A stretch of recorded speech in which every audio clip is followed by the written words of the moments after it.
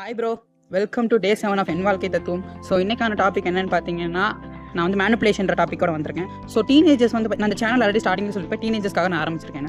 So மேனிப்புலேஷன்றது டீனேஜர்ஸ்க்கான ஒரு trigger பாயிண்ட்டுமே. So எல்லாரும் வந்து சீக்கிரமாக டீனேஜர்ஸ் வந்து ட்ரிகர் ஆயிடுவாங்க. ஸோ அப்படின்ற பட்சத்தில் இன்றைக்கி நான் ஒரு லைஃப் எக்ஸாம்பிளோட நான் வந்திருக்கேன். என்னோட ஃப்ரெண்டு பார்த்தீங்கன்னா என்கிட்ட அவனோட லைஃப் ஸ்டோரி ஒன்று ஷேர் பண்ணியிருந்தான். ஸோ அதை கேட்கும்போது என்னடா இப்படிலாம் கூட மனுஷங்க இருப்பாங்களான்ற மாதிரி எனக்கு ஒரு தாட் இருந்துச்சு.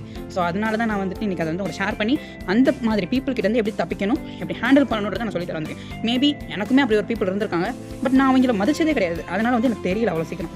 ஸோ ஒரு எக்ஸாம்பிளை ஸ்டார்ட் பண்ணுறேன். ஸோ என்னோட ஃப்ரெண்டு வந்து பார்த்தீங்கன்னா 10th ஸ்டாண்டர்ட் படிக்கும்போது அவனுக்கு ஒரு கிளாஸ் டீச்சர் வந்து இருந்திருக்காங்க. Class teacher as well as English teacher. So அவர் வந்து என்ன பண்ணியிருக்காருன்னு பார்த்தீங்கன்னா, எல்லாரோட ஸ்டூடெண்ட்ஸோட குட் புக்ஸ்லேயே இருக்கணும். அதுக்காக வந்துட்டு எவ்வளோ ஸ்டூடெண்ட்ஸ் மேனிப்புலேட் பண்ணி சாஃப்ட் கார்னர்லேயே இருந்துட்டு வந்திருக்காரு. ஸோ அதனால வந்துட்டு இவனுக்கும் வந்து ஃபர்ஸ்ட் ஆஃப் ஆல் பிடிச்சிருக்கு அவரை. அதுக்கப்புறம் தான் வந்து போக போக போக போக பார்த்தீங்கன்னா, என்னடா எல்லாரும் வந்துட்டு தப்பு பண்ணாலும் வந்துட்டு இவருக்கு சப்போர்ட் பண்ணுறாங்கன்னு அவனுக்கு தோணி இருக்கு. ஸோ அவன் வந்துட்டு அதெல்லாம் வந்துட்டு கொஞ்சமாக ட்ரிகர் ஆகிட்டான். ஸோ அதனால் வந்துட்டு கொஞ்சம் படிக்கிற பையன்றனால அவனை வந்துட்டு அவரால் எதுவும் செய்ய முடியல. ஸோ அவர் தப்பு பண்ணாருன்னா அதை போய் இவன் சொல்ல ஆரம்பிச்சிருக்கான். ஸோ அதனால் வந்து எல்லா ஸ்டூடெண்ட்ஸையுமே மேனிப்புலேட் பண்ணி அவனுக்கு எதிராக வந்து அவர் அனுப்பியிருக்காரு.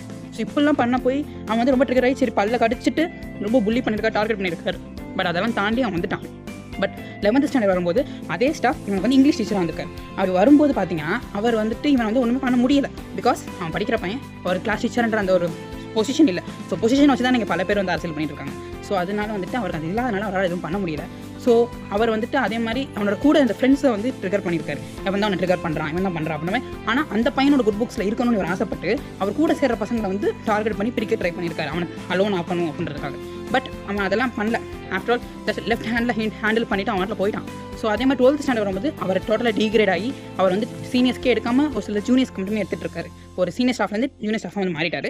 ஸோ அப்படி இருக்கும்போது அவர் வந்துட்டு லிட்டரலி அவர் வந்து எல்லாருமே லெஃப்ட் ஹேண்ட்லேயே வந்து டென்த் பண்ண ஆரம்பிச்சிருக்காங்க. ஸோ எனக்குமே இப்படி நடந்திருக்கு, நானுமே அதை பண்ணியிருக்கேன். ஸோ டீச்சர்ஸாலே அப்படி இருக்கும்போது ஸ்டூடெண்ட்ஸால் எப்படி வந்து முன்னேற முடியும் சொல்லுங்கள்? அவங்கள பார்த்து தான் நாங்களும் கற்றுக்குறோம். ஆனால் எங்களுக்கே அப்படிப்பட்ட ஆளுங்க வந்தால் என்ன பண்ணுறது? ஸோ மேனிப்புலேஷன்றது இந்த மாதிரி ஆளுங்க வந்து நம்மளுக்கு பண்ணக்கூடிய ஒரு விஷயம் தான். ஸோ அதெல்லாம் எப்படி வரணும்னா, என் ஃப்ரெண்ட் எப்படியோ நானும் ஹேண்டில் பண்ணியிருக்கேன். லெஃப்ட் ஹேண்டில் எப்படி தூக்கி வீசிட்டு வரணுமோ அந்த மாதிரி வீசி எரிஞ்சிட்டு நீங்கள் வெளியே வாங்க. ஸோ உங்களுக்கான லைஃப் வெளியே காத்துக்கிட்டு இருக்கு. So meet you all on the next day 8. So thank you.